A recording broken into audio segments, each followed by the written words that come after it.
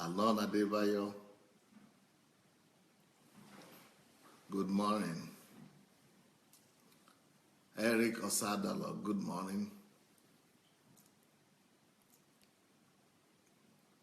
Yomi Jegede, good morning.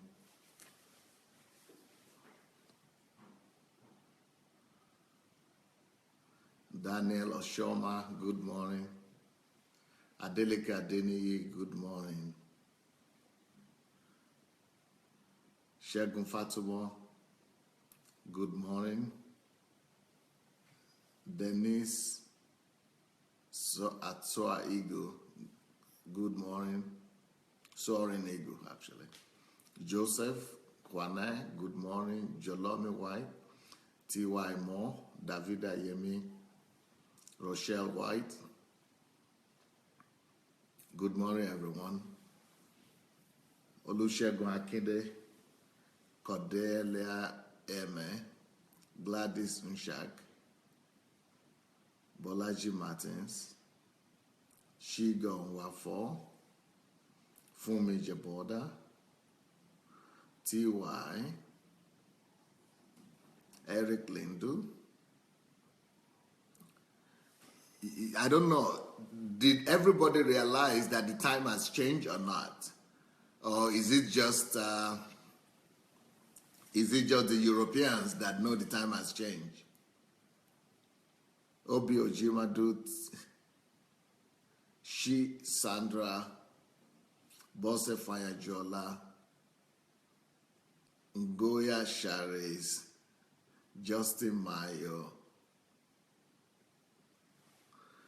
It's interesting for me to know, did our friends everywhere in other continents, like in Africa and in America and Asia, did they realize that we have a new timing? Because I heard that some people were looking for me in the morning and searching for me at the normal time. That was an hour ago. And they don't realize that it's now that we are coming out because of the change in time. Because of the change in time. So let's quickly go and announce it to our friends everywhere. I would like to invite every one of you, or challenge every one of you to quickly go now to your if it would be good if you could quickly go to your timeline, come out of here, go to your timeline and write something or do a quick video or do something to let people know that Pastor Sunday is on now. So I will wait for the next 2 minutes or 3 minutes before I begin to speak. So I will not start. So if you could quickly go and write something, or maybe you should share the link right now and write a remark and write a comment there so that all the people who don't know that because of the time change, I'm now coming on, so that they would know that it is now that Pastor Sunday is coming on, that Pastor Sunday is on now. So I would like to encourage you people to help me do that. So help me go and invite everybody. Okay, Cordelia says, I got a bit confused. I did not realize your time changed as ours in the UK. You see, so not just people in Africa or America are confused, even people in UK are confused. Oh, look who came today. Look who came to see us. Nkem DK. Wow, what a surprise. We thought you have forgotten about us. We thought you have forgotten about us, DK. Nkem. You have been missing so much valuable information, DK. Nkem. You have been missing so much valuable information. I cannot even begin to tell you.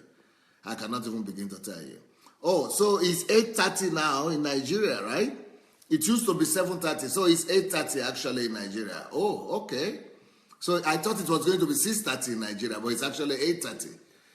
Then I made a mistake because the announcement I made to them was that I was going to be coming out 6:30, but it's actually 8:30. Oh, sorry for that. I don't know how we can get the Nigerians back now. I think what we could do to get the Nigerians back and to go and bring them back. Nkem, you say you have been listening on my blog, but on my blog, I don't think you have this week yet. So this week is what every girl must listen to. And this week is what you must listen to. I'm not sure this week. I think this week messages will only come from today or so. So, Nkem, you ask the girls. You ask the girls. The girls will let you know what you have been missing.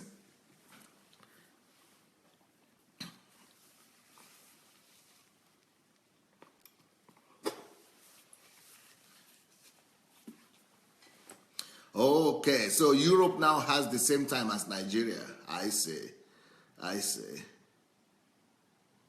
Oh, Olukayode said he got confused and has been searching since 6:30 a.m. I'm so sorry. I am so sorry. I mean, this time changes and everything is just incredible. It's just crazy. Well, I hope you guys have gone to invite all your friends, and I hope you've gone to also write something. Please, as soon as you have done that, or if you have done that, then we'll be ready to start, because today is the end. Today is the end of the first series, I would say, the first part of talking to men about women. Talking to men about women, today is going to be the end of it, the end of that part. So, I'm feeling so much responsibility for today's message.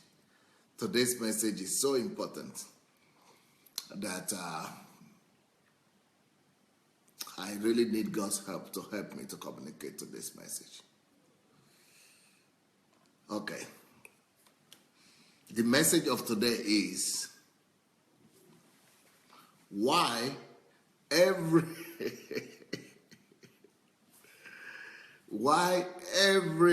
woman needs to be treated like a princess.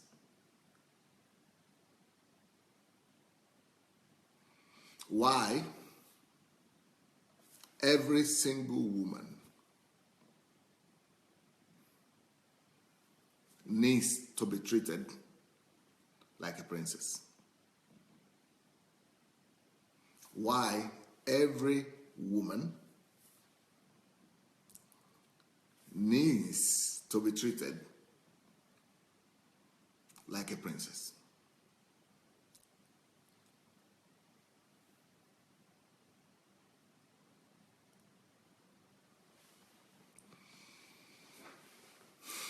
Yesterday, I think it was yesterday, I spoke to you on a similar topic, which was the continuation. This is the continuation of that topic, which I did not finish yesterday.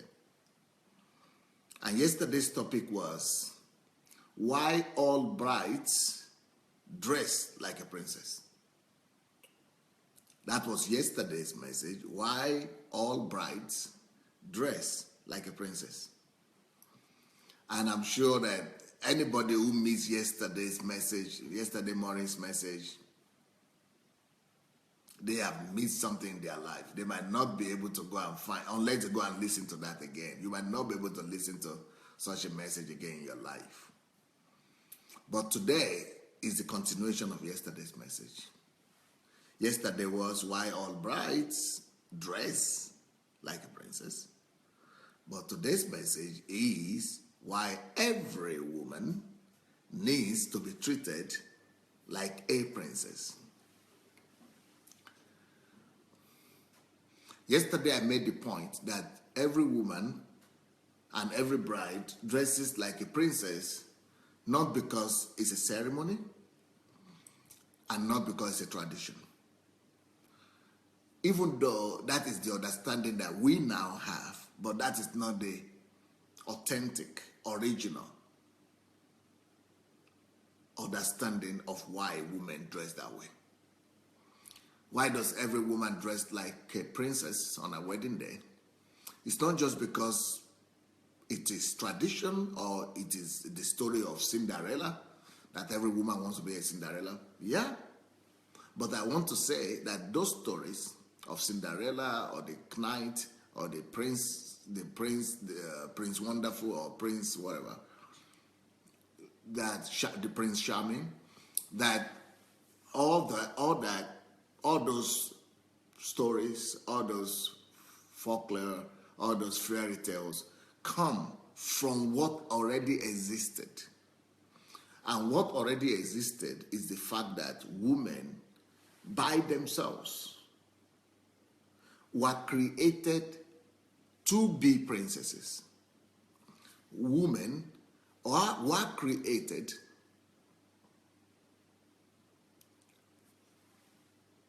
inside them. It is their nature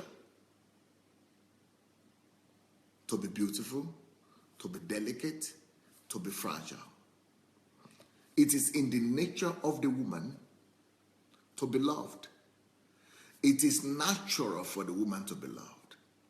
Every woman not just must be treated as a princess. Every woman deserves to be treated as a princess because that is who she is. We are not supposed to be treating a woman like a princess to make her become a princess. Or we are not the ones who will make her feel like a princess. Every woman, even unknowingly, even in our subconscious mind, is already a princess. That is why your little girls, if you've ever had a girl in your family, if a girl had ever grown up in your home or in your family, or you've ever seen a young girl growing up, you will discover that even when she's not being taught about the formula of beauty, when she's not been taught anything about fashion, when she's not been taught even that she's a girl, she doesn't even know yet that she's a girl, but she's already behaving differently because the nature of a princess is already in her. God created her to be that princess. She is already a princess inside. So she's already behaving accordingly. She's already behaving accordingly because that is who she's made to be. So therefore, treat a girl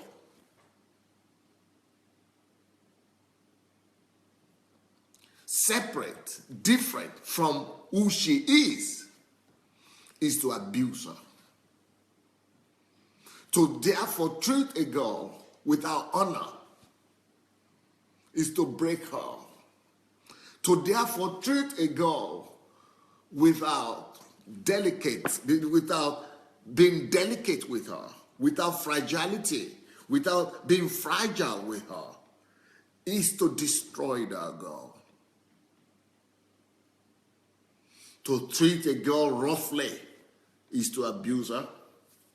Either it is roughly psychologically, morally, physically. It's not our nature to be roughened. It's not in our nature to be abused. It's not natural for a girl to be mistreated. The reason the Bible tells us that a woman is the weaker vessel is because it's a literary example. That a woman is like a vessel. A woman is something perishable, damageable. A woman is something fragile, delicate. A woman could be broken. A woman could be damaged. God knows this. And that's why Jesus would not allow that woman to be damaged, even if she has done wrong. That woman that was caught in adultery, the Lord Jesus would not allow her to be damaged.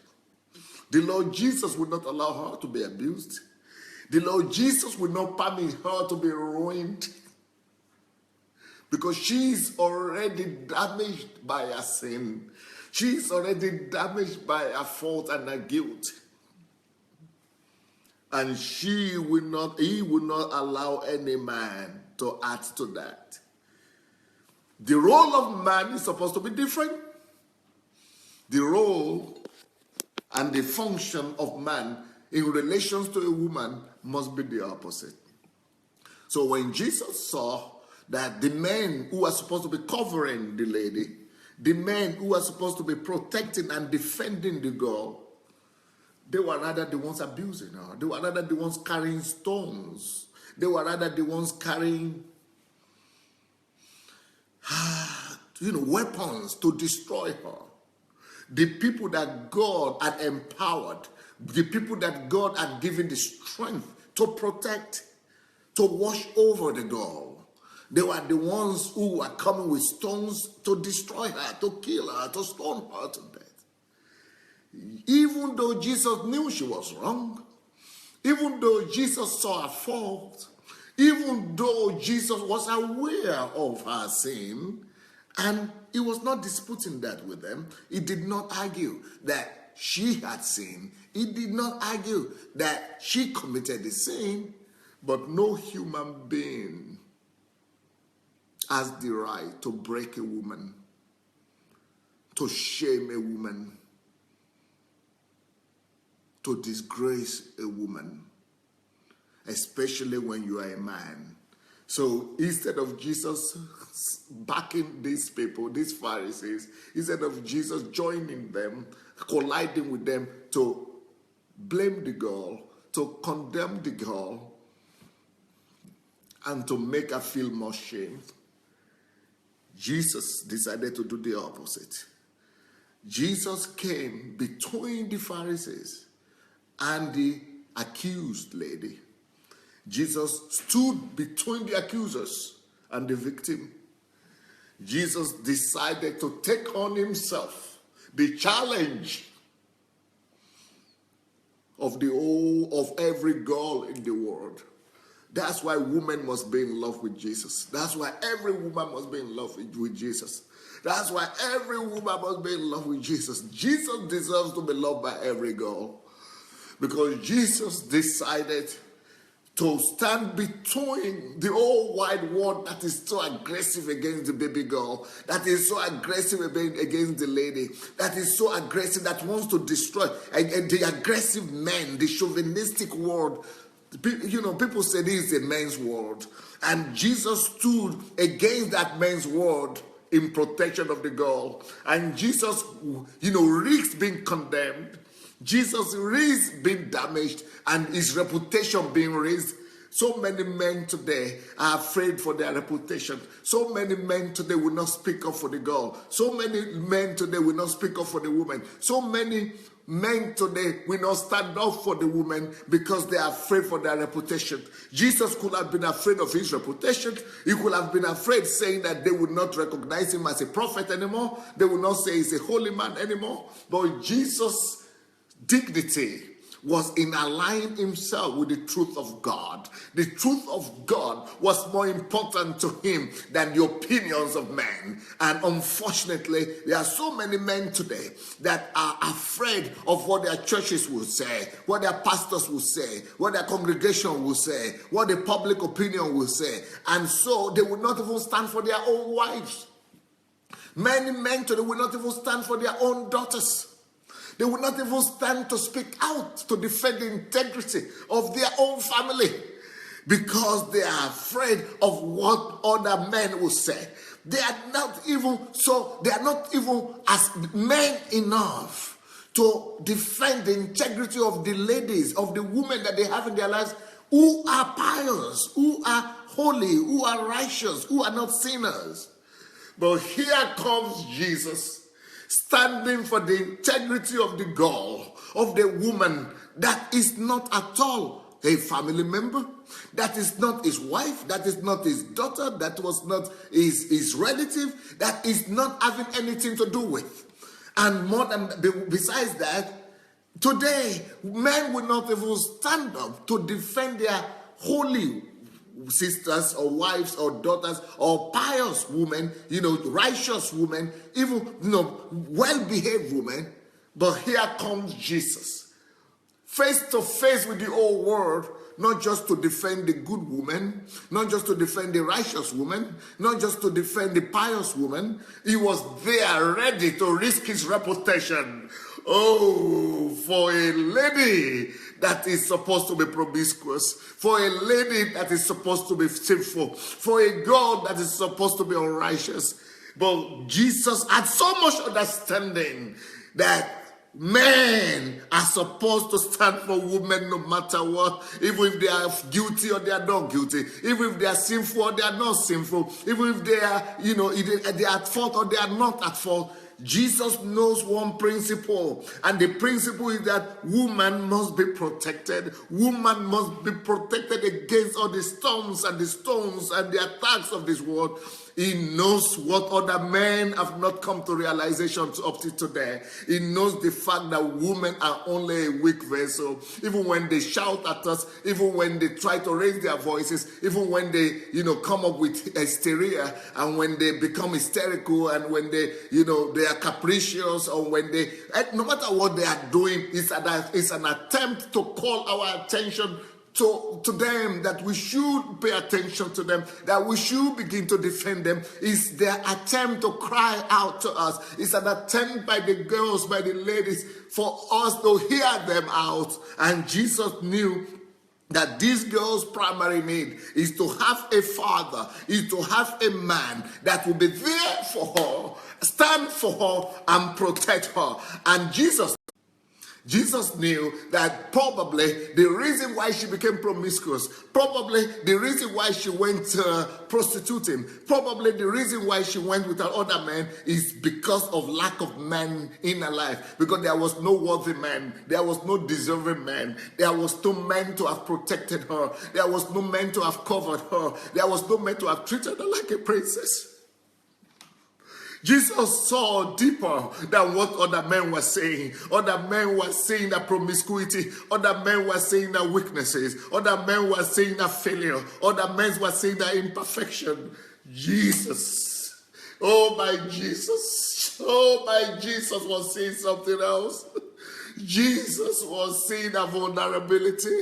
Jesus was seeing her insecurity. Oh, Jesus was looking deeper into her. And Jesus was seeing the in-depth need of that girl. Jesus was seeing the fact that this girl needs protection. Jesus was seeing down inside that this girl needs cover. She needs covering. This girl needs to be protected, to be cared for, she needs a father figure, somebody that will be there for her, somebody that will just protect her. So Jesus risked it all. Jesus risked everything. He risked it all and stood between the whole wide world, the aggressive world, the attacking world, the suppressing world, the damaging, destructive world. Jesus stood all against them and stood on the side of the girl. He stood on the side of the woman, even though the woman was at fault, even though the woman was guilty. They were asking him that if he were a prophet, if he was to be a true prophet, that he was God to condemn. They thought that the sign of being true prophet for Jesus would have been to condemn the sinner. Jesus showed us another face of God, that the sign of a true prophet is not to condemn, but the sign of a true prophet is to have mercy. Jesus showed us the picture of God the Father, that God the Father is not sitting down in heaven with some tall, long stick, looking for who to condemn and looking for who to hit in the head. That Jesus showed us that God the Father is sitting in heaven, stretching out his arms and looking for who to embrace with the embrace of love and mercy. And that's what Jesus demonstrated and showed to us. So they were ready to stone this lady. They were ready to damage her even further. They were ready not just to damage her psychologically. They were ready not just to damage her mentally. They were ready to destroy her and damage her physically. And Jesus knew she already suffered enough damage, because that is not the destiny of a girl. If a woman is never to be damaged.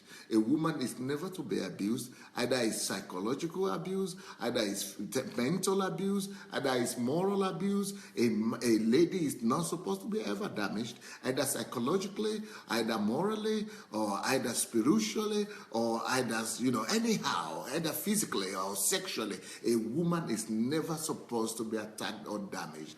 So a woman must always be honored. Why? She's that vessel. She's a weak vessel. Treat her like a weak vessel. I'm going to illustrate something to you that I illustrated to you yesterday. Come. So a woman, a woman is like a vessel. And when I want to receive it, I must, make sure I'm protective of her. Make sure that I'm watching, I'm really careful, I'm guiding, I'm protecting her. Take it easy, take it easy. Yeah. This is how to treat a vessel. A vessel with so much care, with so much attention, with so much protectiveness, with so much protection, with so much covering. A woman must always be protected like that. Not just physically. I'm not talking about physical, handling now. I'm talking about our attitude to her person, to her inside, to her inner man. Because God created with the woman to be tender. God created the woman to be soft. God created the woman to be weak. God created the woman to be fragile. God created the woman to be vulnerable. It is not a weakness as such. It is just a nature. That is why every woman deserves, let me say.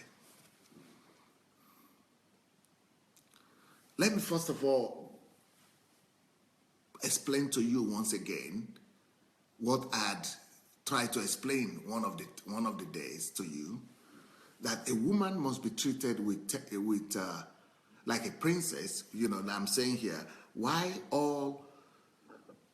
every woman needs to be treated like a princess.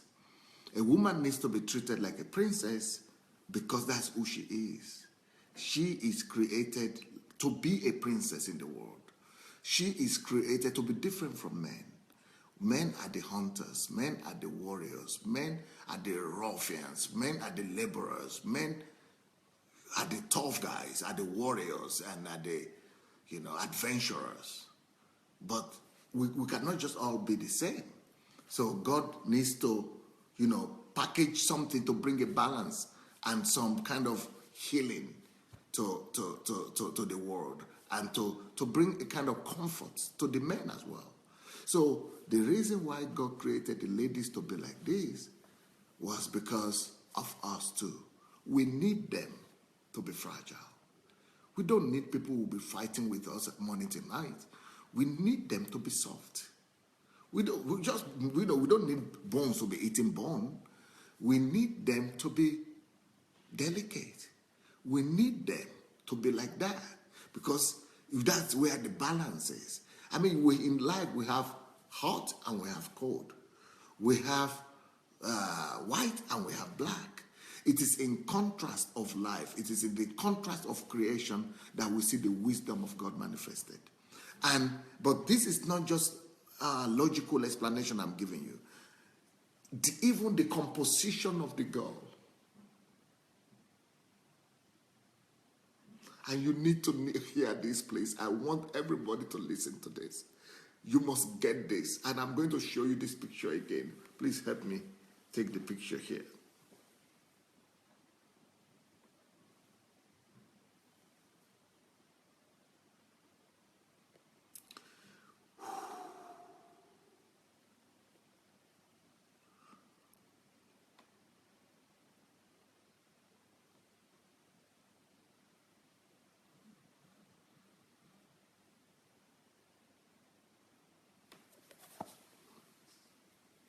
Okay. Help me hold it this way. Tak šo byla vidna. Vidíš, jak lůše vidna bude? Okay. All right. Now, I've shown you this already, that this is yellow, this is red, this is green, this is purple. Now, let's say this is the body of the man, yellow. The red is the heart of the man, let's say. The green is the feelings and the emotions of the man. Let's say the purple is the mind of the man, the head.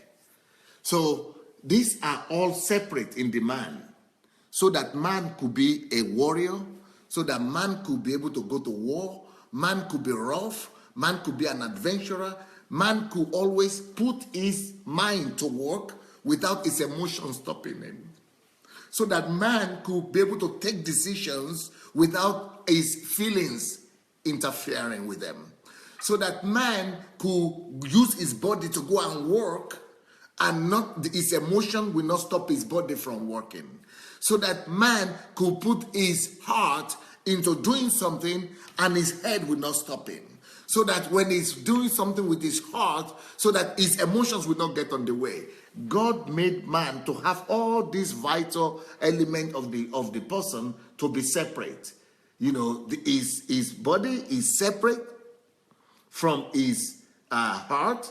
His heart is separate from his emotions and feelings. His emotions and feelings separate from his mind.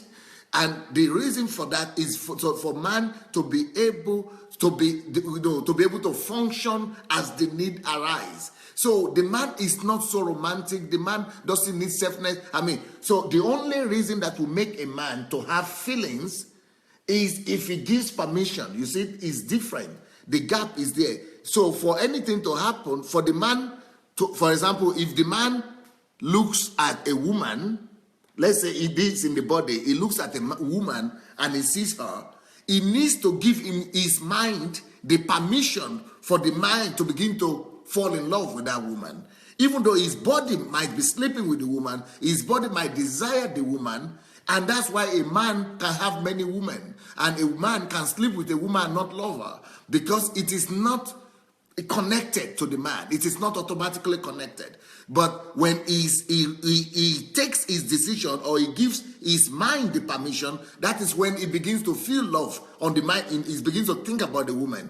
And he has to give his feelings and his emotions the permission as well. He has to open his heart. So you've got to open your heart to be affected by what is happening. That is why, when a tragedy happens, a man might not be crying or weeping, but the woman is always crying. But he could also cry, but he has to give himself the permission to do it. So everything is separate. It is because God needed the man to be the head, and God needed the man to be the provider. God needed the man to be the cover and the protection for the woman.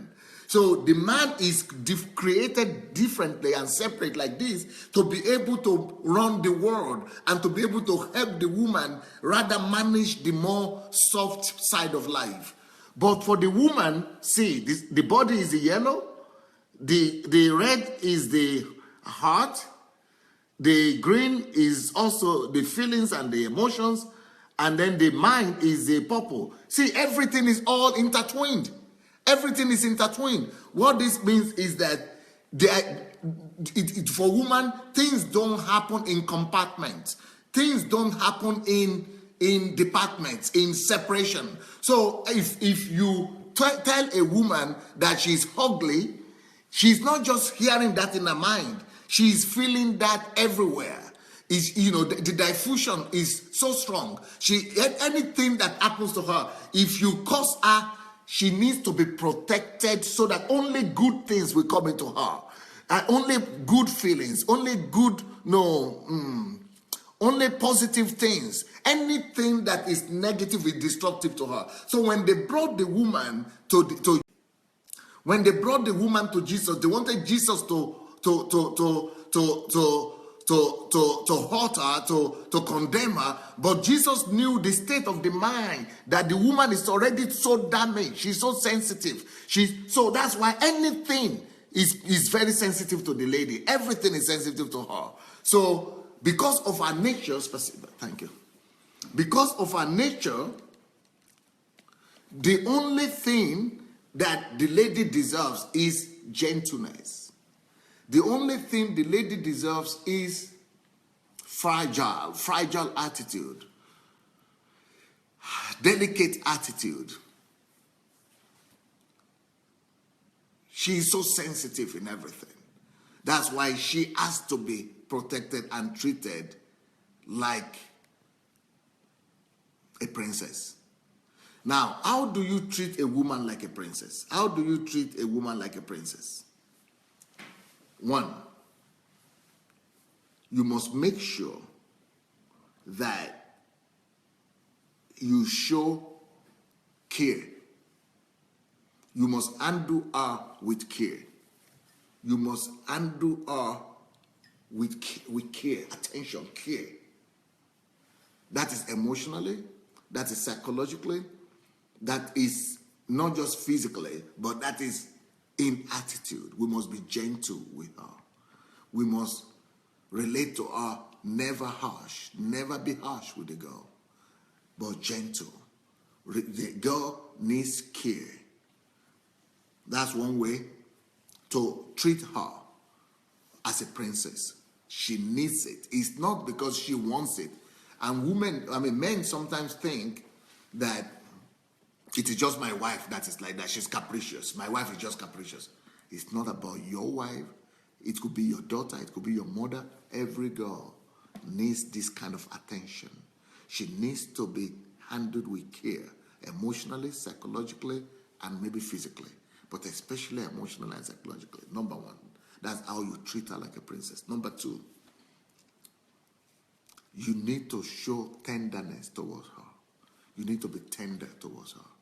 In your voice, that's why if you have related to a woman before, a man might be thinking that he's talking normally to her, and your voice is normal, and she's saying, "Why are you shouting at me? Why are you screaming at me?" And you said, "I'm not screaming at you. I didn't shout. When did I shout?" And because everything that she hears, you see that picture, everything is multiplied. Everything is diffused in her body, soul. Everything is messed up. She's all overwhelmed with that feeling. So she needs to be tenderly treated. But on the other hand, every positive thing you do for her also is also magnified like that. So that's why if you treat a woman with dignity, with love, with care, she treats you better. She gives you even better things. She even does better things to you. So if you give a woman one thing, she will give you 10 things back, because she is magnified in her interpretation of what you have just done to her.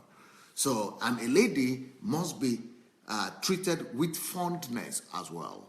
You've got to, tell her that you are fond of her. You've got to let her know, if either she's your daughter, or she's your mother, or she's your sister, or she's your wife, she has to always feel your fondness. Not fondness only when you say it, but in your everyday attitude, in your everyday reaction to her, in your everyday interaction with her. Let me show you one picture. I'm going to show you an illustration that will help us to understand this better. So, someone come here and help me. Help me hold this. Can you see this? No, this should be better. Can you see this picture here? Now, you see the man here. He's a slim guy, ugly, horrible looking guy, horrible looking guy. Now, look at the thin legs, like spaghetti kind of legs. Look at the spine, the body is just totally, he has not gone to the gym in ages. But see the way he's looking at himself? A man normally has positive or inflated self-image about himself. A man is always having, a man doesn't suffer too much from low self-esteem. It's rather, it's like this in reality, but look what he's saying. He's good about himself. So it doesn't matter what you tell a man, he just thinks it's your problem. But look at the girl. Look at the girl. How slim the girl is. Look at how beautiful she is. But she looks at the mirror and she's crying. And she's depressed. Why is she depressed? Why is she crying? Because she's thinking she's ugly. She's thinking she's too fat. She's thinking her legs are too big. She's thinking her face are too puffy. She's thinking her backside is totally ugly. She's thinking she's just horrible. Because women have the tendency of magnifying the negative things. So women have the tendency of magnifying the negative things, the little negative things in them. So if you now are telling your wife, oh, you are not going to the gym. When was the last time you were in the gym? You are killing her. You are just killing her. You are an abuser. You are just abusing her right there. Or if you are telling your wife, oh, you are fat. Look at yourself. This is not the way I met you. It's such a betrayal. It's that you are betraying her emotionally. Or if you tell a girl she's not beautiful, what you are saying as not beautiful in her own eye is going to be magnified as 100 times more. Maybe you are just saying just a little thing, it's not a big thing, but in her own eyes, she is going to see it 100 times worse. So that is why the only attitude that is acceptable to the girl is the attitude of honor, is the attitude of tenderness, is the attitude of fondness. You've got to let her know all the time, several times a day. That is why a girl is always asking, do you love me? Do you love me? Every day. She wants to know, especially if she's your wife. Do you love me? Do you still love me? Because she wants that reassurance. Because she is already making herself worse. She is already, condemning herself. Even the things that are not there, she's already finding them. She's already nailing herself to the cross. But if you are a man, the reason why you are there in her life is to be able to give her that protection, is to be able to give her that covering, is to be able to give her that reassurance, and it must be constant. That reassurance is what makes her to gain her confidence, to regain a belief in herself, to really believe that she is normal. And so that's part of treating a woman like a woman. That's why I said every woman needs to be treated like a princess. And it's not just, it's because she wants it. It's a need. It's a need. It is not a desire, but a need. She needs it. She needs it to function. She needs it to be normal. She needs it to be happy. She needs it. It is a composition tells us that she needs it. The picture that I showed to you shows you that everything is mixed up in her. Everything that goes to her is magnified and it messes up her thoughts, it messes up her emotions, it messes up her feelings, it messes up her body, it messes up, paralyzes her heart, it messes up her mind, her heart, her everything just affects her. So a woman must be treated only as a princess. So the reason why she dresses as a princess on her wedding day, it's not just for the wedding day. It's not just for the tradition. It's not just because of the fairy tales. It's not just because of the Prince Charming. It's because that is our greatest heart desire. That is the greatest need of a girl. That is the greatest need of a woman. That is the greatest desire that she has, that she will always be treated like a princess, that she will always be held with fragility, that she will always be treated with tenderness, that she will always be treated with honor, that that man that is taking her as the wife that is going to live with her for the rest of her life, that he will always be tender towards her, that we will always be fondling toward her, that we will always reassure her of his love, of his tenderness, of his care, of his of his protection, of his covering, that he will always make her feel like that princess. And that is why she agrees to live the rest of her life with him. Another thing that the girl will need, apart from the fondness, apart from the care and the tenderness, every girl will need the man sometimes, because different things happen to the girl. In fact, there are so many things happening in her mind at the same time that we are not even considering, we are not even entertaining, we cannot even imagine that things are going on in her mind. But a lot of things are going on in her mind, and they are not always positive. So the person that is around her needs to be creating those positive impulses into her and directing them towards her. And that is why a girl needs not just fondness to tell her you are fond of her, but she needs fondling. Now, fondness is to let her know how, you care for her and you love her and, you all that. But not just when you want to make love to her. Because, the problem of men is that men don't always know these things that I'm talking about. So when a woman shows a sign of weakness, or when a woman shows that she needs the man, or she needs man's attention, men always thinks, oh, she wants me to sleep with her. That's a pity. I'm so sorry. That's a pity. It's a shame. It's a shame, really. And the reason it's a shame is because men are not taught. We are not taught otherwise. Because men are totally different. The only way men understand love and care and others, men don't need a lot of those fondness, tenderness, care. In fact, they see those things as a sign of weakness. So the only sign of love that a man really needs is sex. And that's why they only express love through sex. So women, you shouldn't be too hard on your husbands as well, and on the men. Why are they so thinking about sex all the time? Because that is the only language, love language they know. That's the only way they express their own love. So, but the girl, expresses love and understands love as care. The girl needs love and understands love as tenderness. The girl or the lady needs love and understands love as fondness. And even more than that, the girl sometimes need fondling. Sometimes the girl will come and hug you innocently. The girl needs some hug sometimes. Why does she need the hugging?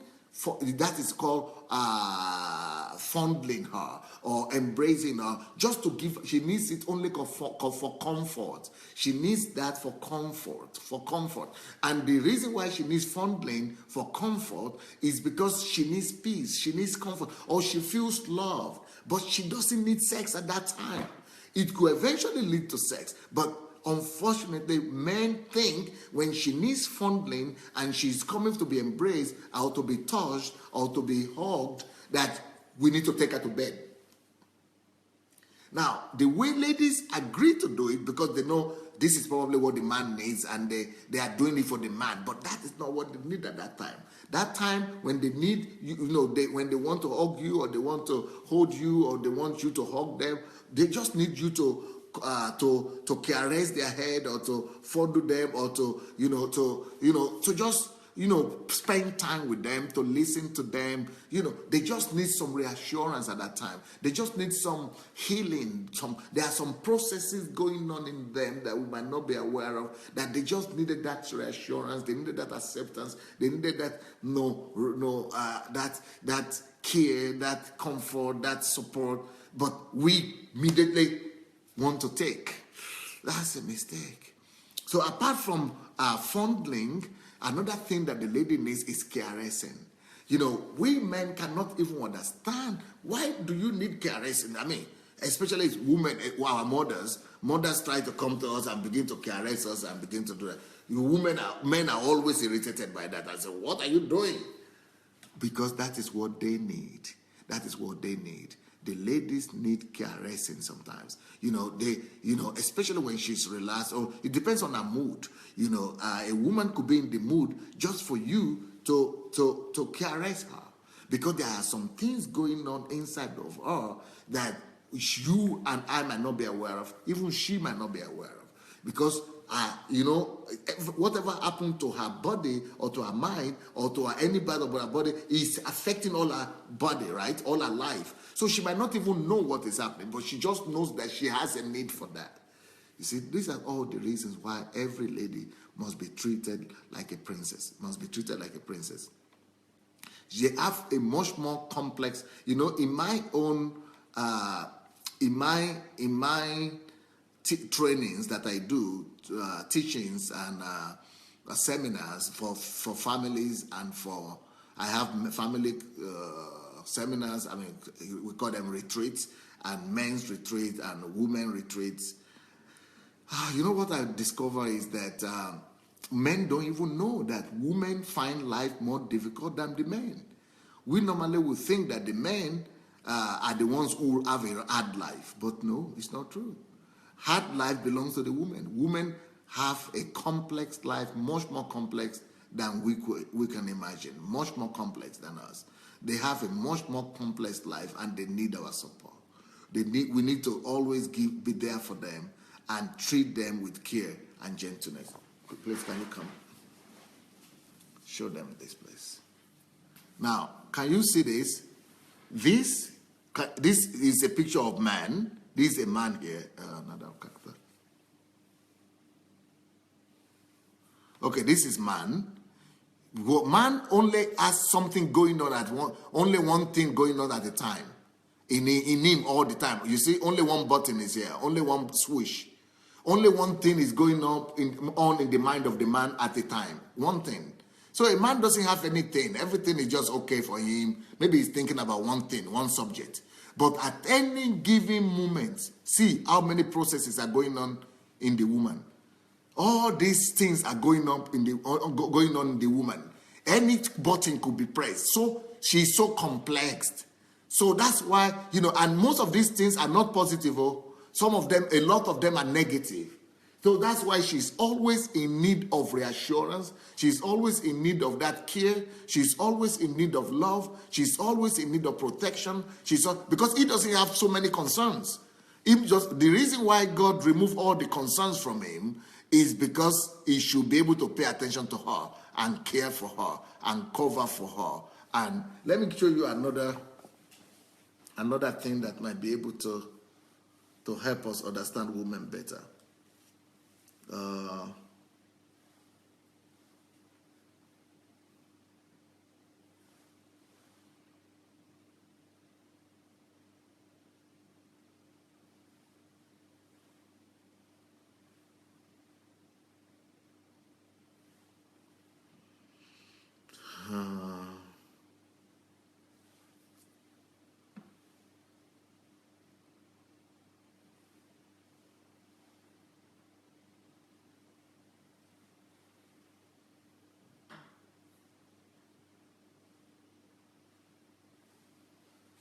Yeah, well, I think I'm making the point.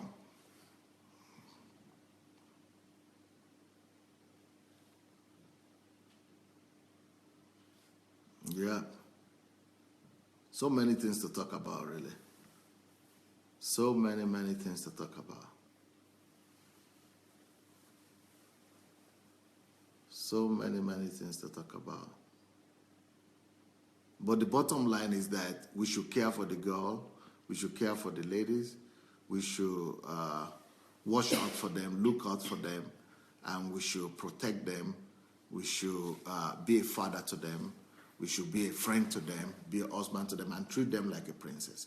And treat them like a princess. Treat your girl like a princess. Let me see if I could still share some more things with you on how to treat the girl like a princess. Why every girl needs to be treated like a princess.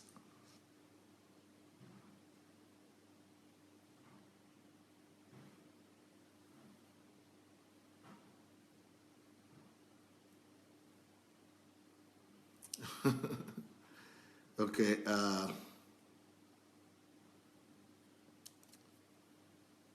So because of the nature of the girl, because of the way the girl is made, complicated, I should say, very complicated. Their life is complicated. They feel pain everywhere. They feel concerned. They are so troubled and they have challenges all the time. That's why we men are supposed to be there for them, treat them like a princess. It's not because they are, they are trying to be hard or difficult. They are made to make our lives softer.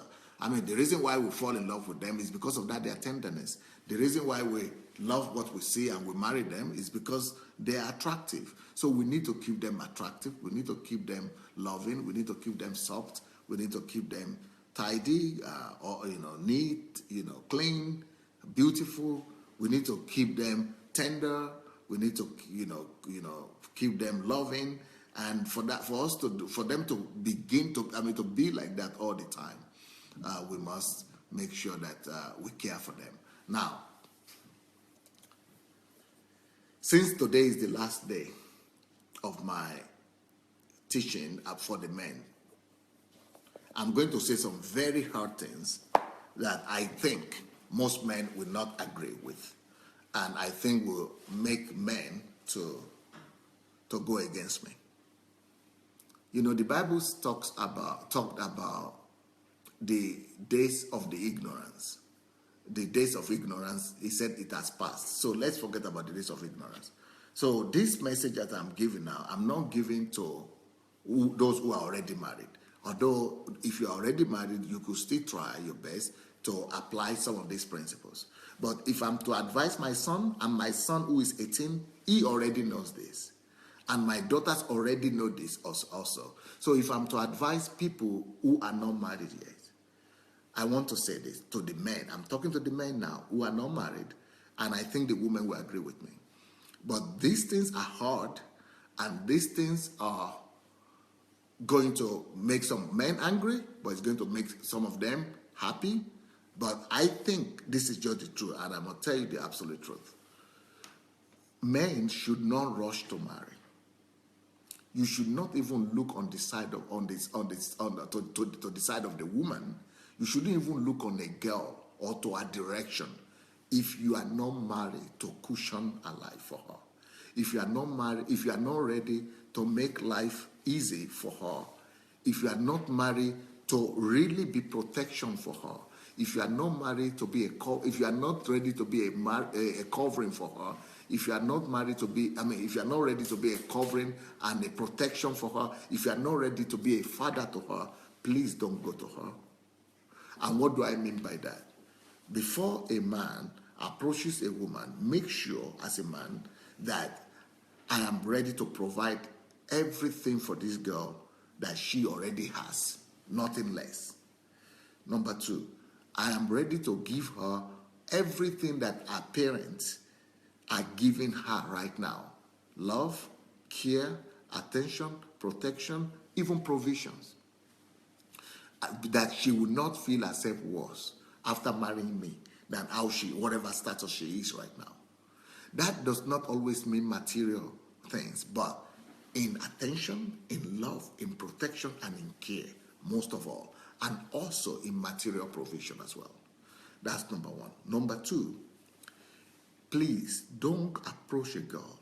Don't even approach her in the hope that you will rely on both your salary and a salary to provide for the things that both of you will need. This is my advice for my son, and this is the advice I will give to any woman, any young man that wants to marry. Don't even approach her if you don't have enough money to take care of your needs and our needs. You must assume as if she will never work, or she is not working and she will never work. And the reason why you are approaching her is because you know that you are able to take care of two people. That's why you want to marry, and that's why you want to marry her. So that is another thing. Make sure that you are self-sufficient, but self-sufficient enough to also take care of her. You are asking her to come follow you and marry you. That's number two. Number three, Don't approach a girl. Don't go to a girl if you cannot provide comfort for her. Comfort, security, and stability. Comfort, security, stability. Comfort, security, stability. Comfort, security, stability. Comfort, security, stability. Comfort, security, stability. If you are not ready to provide comfort, what do I mean? I personally, it depends on what country you are living in, right? But I personally believe I don't have the right, or my son doesn't have the right to marry a girl without having a car if you are in a developing country. But if you are in the Western country, I think that you should not approach that girl if you only have one car. If you are in a developed country where cars are a necessity, not a need, when where they are a need, not a want, but a need, I will advise you to have money to have two cars. When maybe before you marry, you have one. But when you are getting married, if she doesn't have her own car, make sure you get her the second car as soon as she will be married. At worst, if you cannot get her a car when she marries you, or at the time she marries, get her a car by the time she's pregnant or before she's pregnant. Or at least, at the very worst, get her a car before she gets a baby. You don't want to see your wife going to take public bus 8 months pregnancy or 9 months pregnancy, and everybody's pushing her over there, and they are both from the back and the front. You don't want that to happen. And you don't want to go and collect your wife from the hospital with your baby in public transport or in a taxi. You don't want to happen. That want to happen as well. So I'm giving you an ideal picture. Now, I know some people will say, what about if some places, what about this, what about this? There might be a lot of what abouts. But I'm giving you the ideal picture and the ideal way it's supposed to be.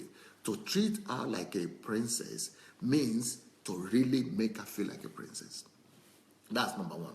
I don't know what number I get. The next point, don't marry a girl and don't even plan to approach her if you have already not planned out ways and means by which you will. This is more difficult for people in the West, but for people in Africa and in other developing countries, I think you should think about that. But even in the West, I personally, for me, I will make provision for this. If your wife is going to be working, do anything you need to do to set her free from all the mundane domestic works. If she's working, get some help for her. I know they don't have house helps in the West, but the way we did it here is you could actually do that in the West too. We came together, 3 families, when I couldn't afford it myself. So we came together, 3 families.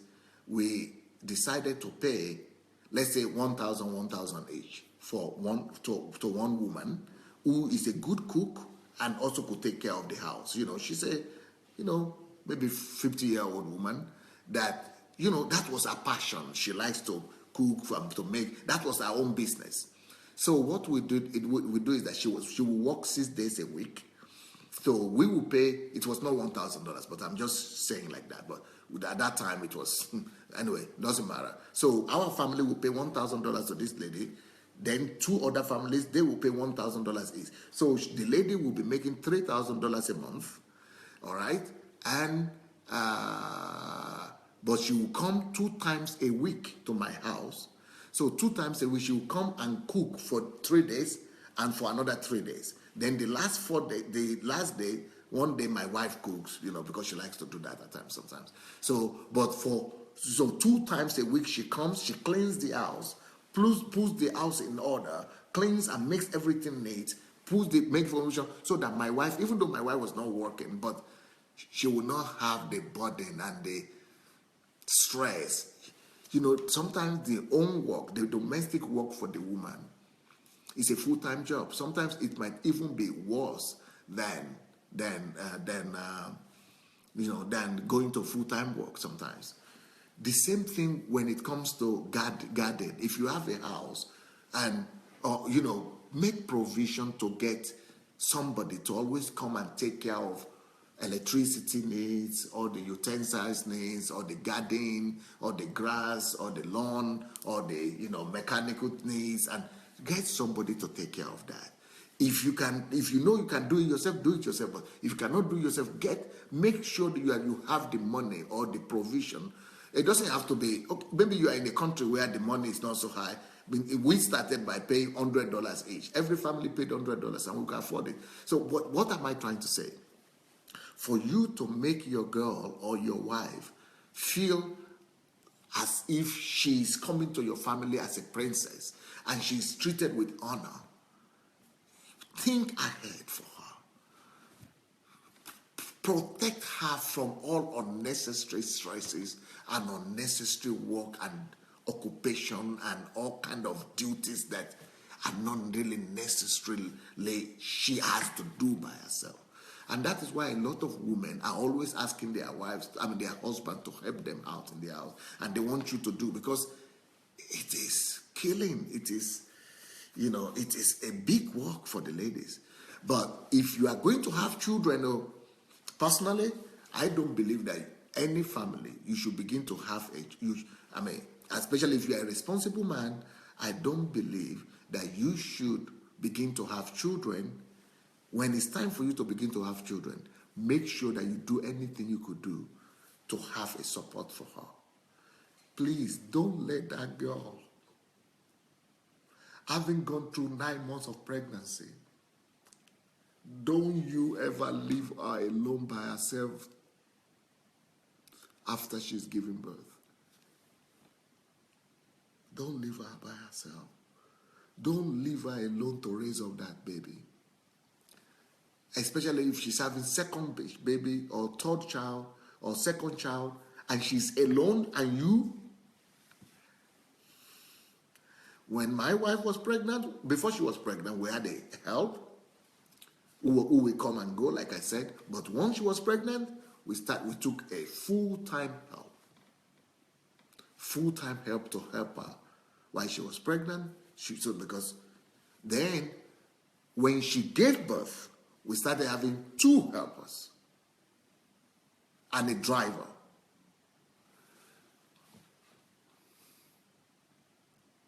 If you don't want life, a marriage life, to be a slave yard and a slavery and a slave camp to your wife, if you don't want her life to become mystery, if your dream is to give her the best of life, if your dream is to treat her like a princess, if your dream is for her to remain princess even after she's married you, listen to my advice.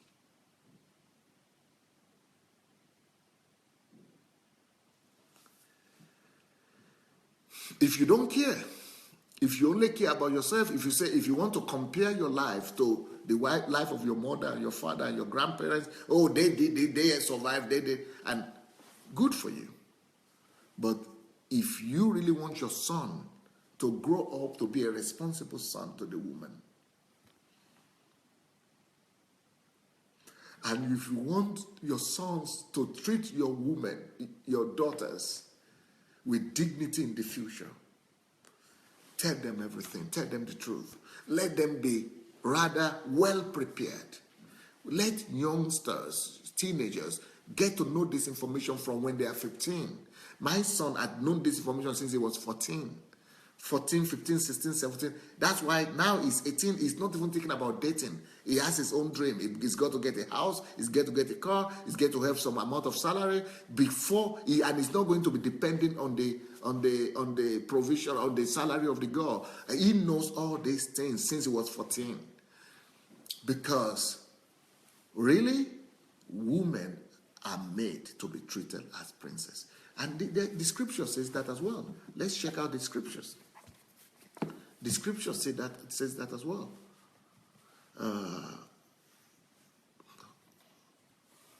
Holy Bible says,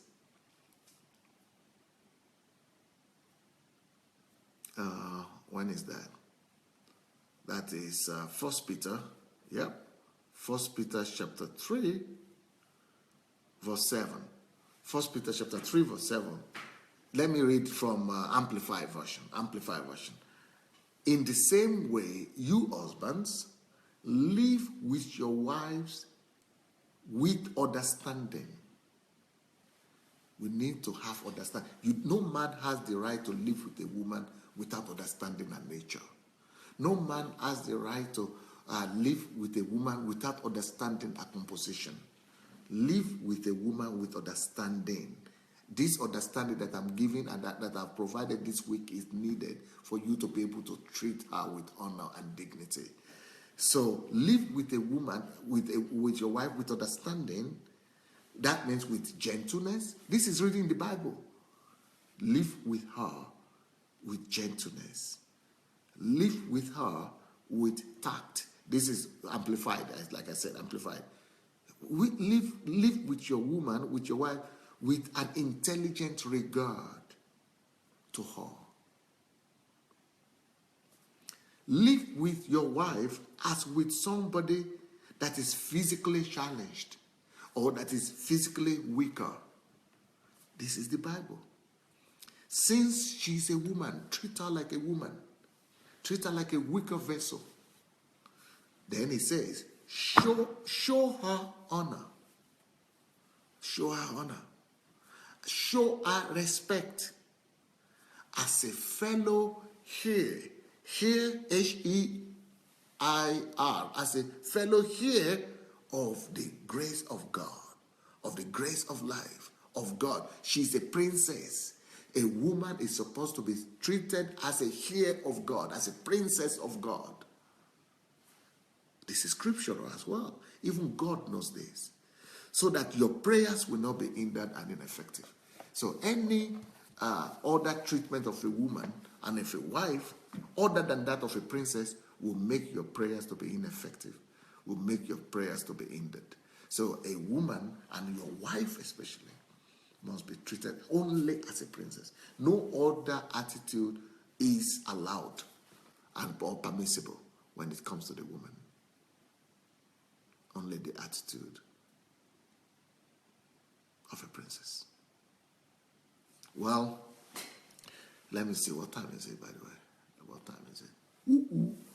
My time is over. My time is over. I would like to challenge you to share this link. Let's go ahead and share this link, this message, if you don't mind, because this could be a blessing. It could be a lifesaver to somebody. It could be a lifesaver to somebody. Maybe it will help somebody. Maybe it will heal some relationships. Maybe it will heal some families. Maybe it will heal some men, some women. Who knows? So, let's go share it. You have the share button under your video. You must have a share button under your video. So let's share the link and write something on it when you are sharing it. Write some remarks or some comments. And let me see what you are. Let me read some of your comments. Let me see what people are writing here. I hope the women are not ready to crucify. The men are not ready to crucify me today. The women might not be willing to crucify me. They might be happy. The women might be happy. The women might be happy. But who knows? Let me see. Daniel says, women are touchy creation. Yes, that's why God made us to fall asleep before Eve was created. Comfy says, Pastor Adelaja, you are a highly blessed and favored person. Cover you with the blood of Jesus. Thank you.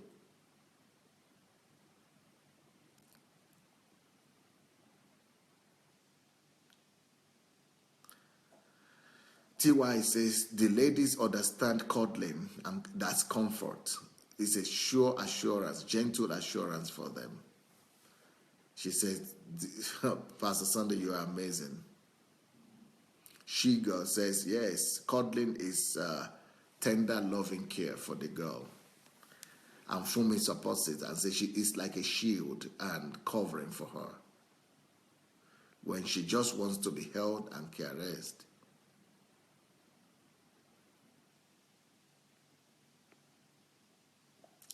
Apostle Tim says, don't rob her of fondness, tenderness, and comfort. Never do this only when you want to have sex with her. Yeah, that would be burglary. That's so true.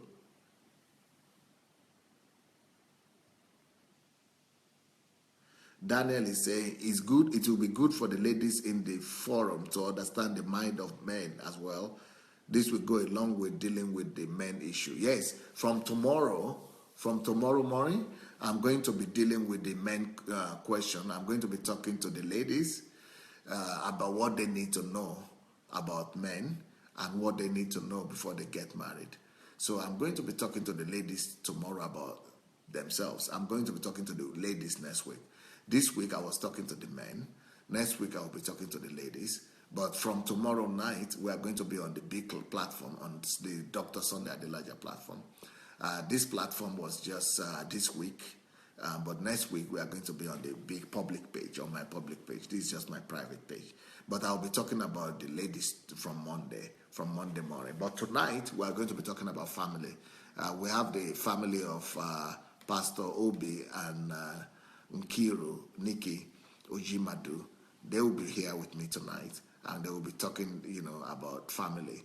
They have a wonderful family, and we are going to learn a lot from them. So I want to invite you back today at is it 7:30 British time or 7:30? Yeah, I don't know the time anymore. Anyway, just tonight, as usual, tonight, and then tomorrow we'll start with the ladies.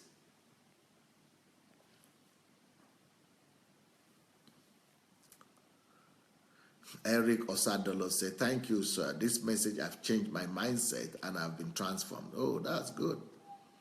Evangelist Titi Layo said, "A lot of men believe in deadly culture rather than in the in God's word, whereby placing culture above God's word." Yeah, that's a pity. Shinwe says, "This gives comfort, security, and assurance." Denise says, "God made man or woman man weaker than himself, but made the angels honor him.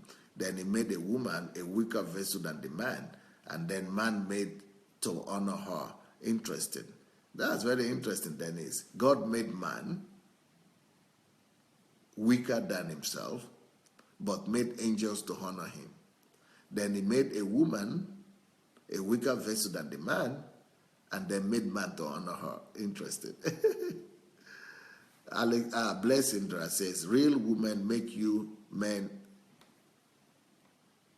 make the word of men like heaven on earth if you love her truly, not the love in the Western way." Please, my brothers, listen to these words of wisdom. No sentiments there. You are an amazing and wonderful man, Pastor Sunday. May God richly bless you, my pastor. Josephine, "Pastor, thank you so much for this week's message because I've been treating my daughter so well. No shouting, etc. when they do something wrong, and they've been asking, 'Mom, are you okay?'" Because mom stopped shouting. The daughters are now asking, "Mom, are you okay?" Ngoya Sharis, "Thank you so much, Pastor. This was a brilliant session again. As for the change of time, it is still 7:30 a.m. UK time in the morning and 7 p.m. in the evening." Oh, okay. In Nigeria, it is 8:30 now, and in Europe, it is 8:30 as well, I think. Daniel says, "It doesn't matter how many times I have failed. I don't call it failure. I dust myself, take instruction, and take stock, and come back with a better result." Good. Irene Ngo said, "Pastor, what advice will you give us women who are already married to men who have no understanding of these teachings and treat their wives in the opposite way? How do we handle this?" That's what I'm going to be dealing with all next week. From Monday morning and evening, I'm going to be dealing with it every day. Shidima said, "God bless and keep increasing you in Jesus' name." Thank you. Eucharia said, "Pastor, you are too loaded with great wisdom. May God continue to protect you, sir." Thank you. J. Mark says, "Thank you, Pastor, for this wonderful life-changing message."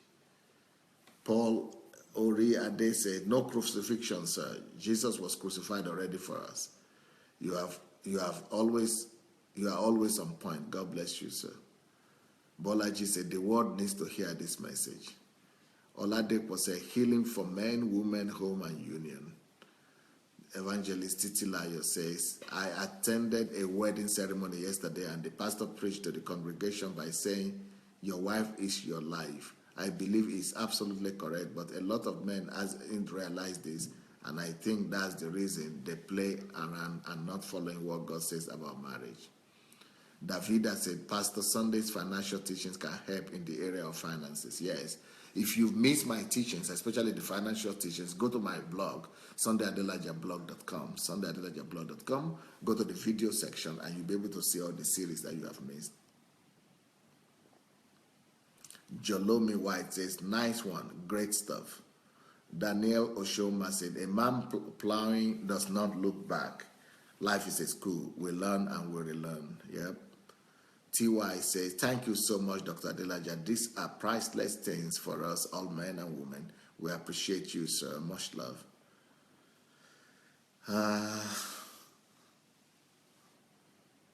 Morunde says, thank you, sir. Very profound. Oladek was a real and raw truth from God for all men in the whole world. Denise said, this is very thought-provoking.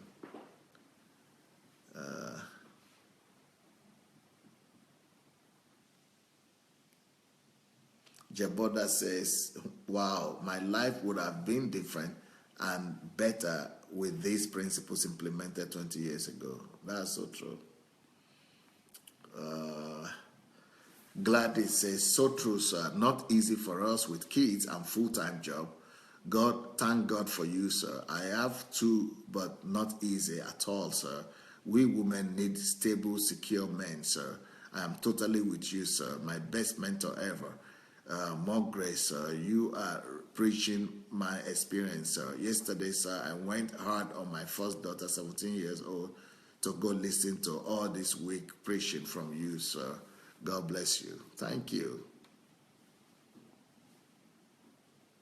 Davida says, insight is light and it chases away darkness, right?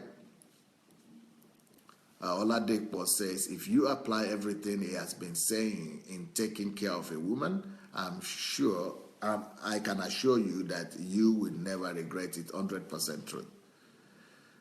Gift says, thank God for this insight. Yes, God has good plan for us.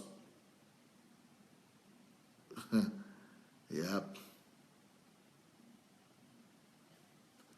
TY say, well done, Dr. Adelaja, for raising up princes, a prince on this platform.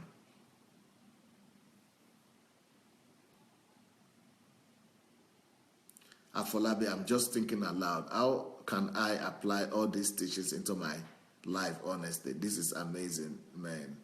Well, go and listen to it as many times as possible and, just try to change.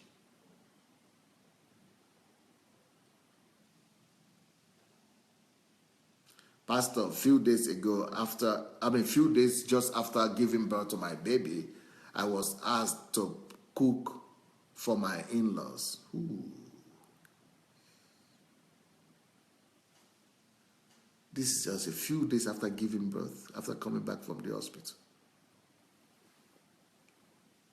I was asked to cook for my in-laws and do laundry, etc.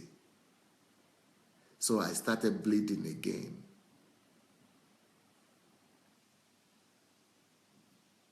That is killing.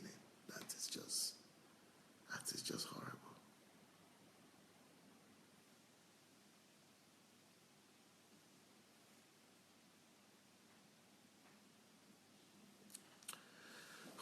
Oladepo said, if you don't get this message, you cannot get it.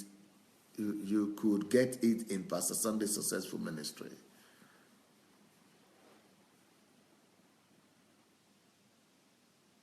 Elizabeth says, until today, Pastor, only me knew what I was going through daily. Davida says, people fall sick and quit. The burden is too much to bear. May the Lord help us. Fumi Onifade said, look after her as if she's an egg. Once broken, can never be put together again. So think and listen, my brothers. The Lord equip you with all you need. Love you all.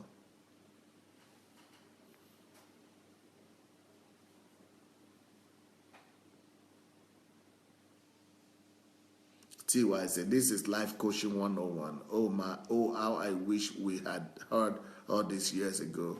What catastrophe would have been averted. Please, guys, take advantage of this. Love you, sir.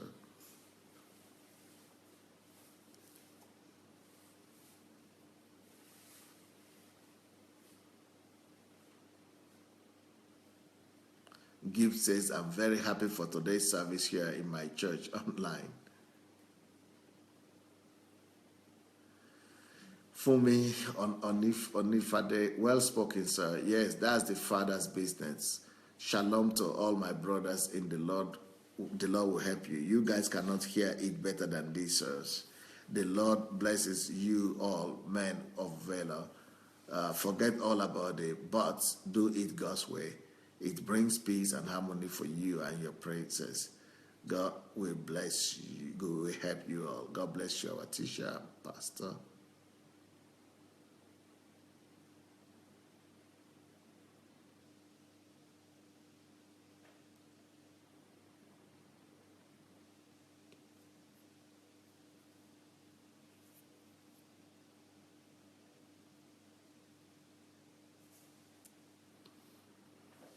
Oladepo says, I'm a man. Some men are wicked. That's why they struggle with everything. Apply this godly message and your struggle is over.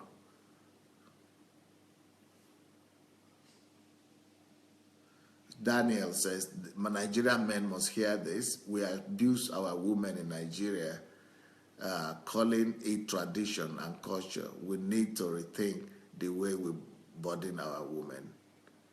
John Locke said, I have to go back to drawing board and start afresh. With this teaching, my own will fly high. Thank you, and God bless you, Pastor Sunday.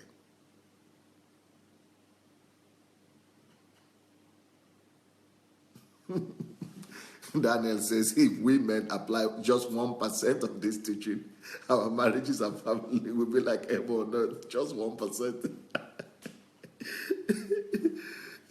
Elizabeth said, this is a massive liberation for marriages, even in the future.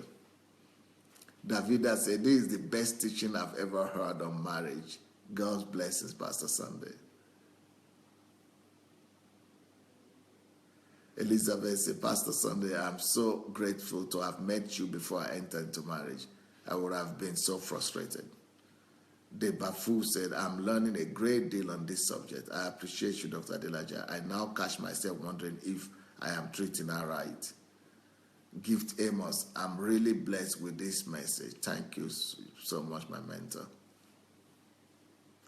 Daniel said, Dr. Adelaja, you have touched some untouchable areas since I started listening to you. Things the church will never mention and things our culture forced on us. Thank you again. Adaora Emelieze, thank you so much, sir, for sharing these nuggets. Life-changing, sir. Nena says, my mentor, please permit me to talk with you one of these days. How can it be? Write to me. My email is pastor@godembassy.org. pastor@godembassy.org. Write to me and we'll make it happen. Olusegun Akinde said, thank you, Dr. Adelaja, for this deep exposition about the nature of a woman and why they needed to be treated as a princess.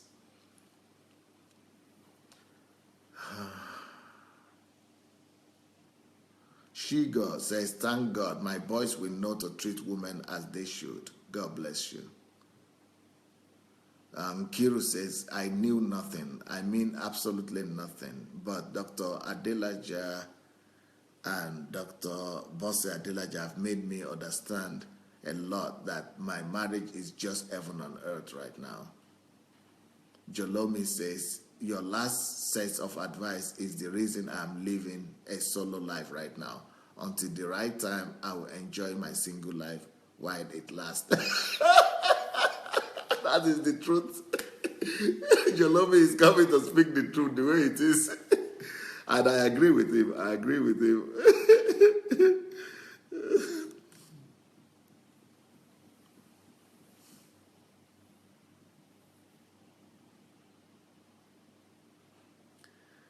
And Ogunlesi said, thank you so much. And I can begin to speak to my sons early regarding marriage. God bless you, sir.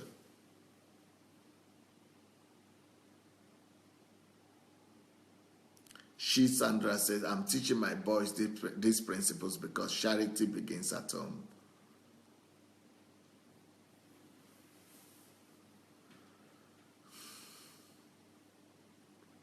Oladepo says, Pastor, the presence of the Lord God Almighty will never depart in your home and ministry. Thank you for this message. Sandra said, African culture needs to be revolutionized. Many evil is happening all in the name of tradition. Africa needs to do away with all this dehumanizing treatment vented out on women. Pastor, I stand with you, sir. God bless you. Gift says, I thank God for everyone that is listening to this message, and I also thank God for my mentor, Dr. Adelaja. I love you so much.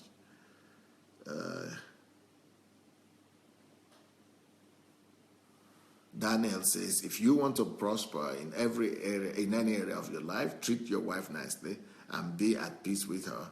Once you have peace with your wife, you prosper automatically.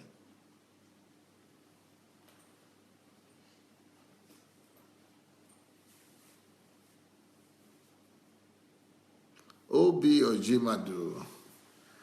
Wow, I teach the young men here the same values. For those who think they can't undo their future marriage like Pastor is teaching, please, there are still spaces in the monasteries.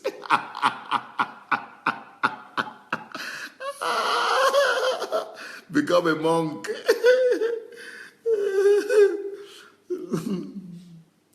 Wow.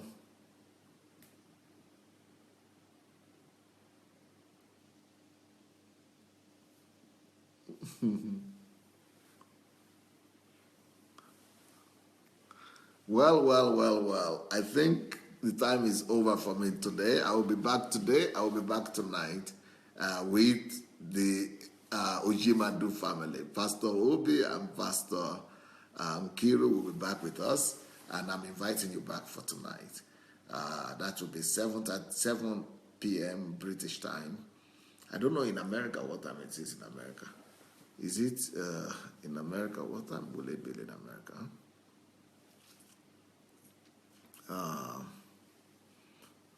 Maybe it's the same time. Maybe it's 2 p.m. American time, Eastern time in America. Well, in Nigeria it will be 8 p.m. in the evening, and in Europe it will be 8 p.m. as well, and in England it will be 7 p.m. I think. In America maybe 2 p.m. or maybe not. Maybe 3 p.m. Maybe, I don't know. So anyway, have a wonderful evening. Have a wonderful day. We'll talk to you. We'll see you tonight. God bless.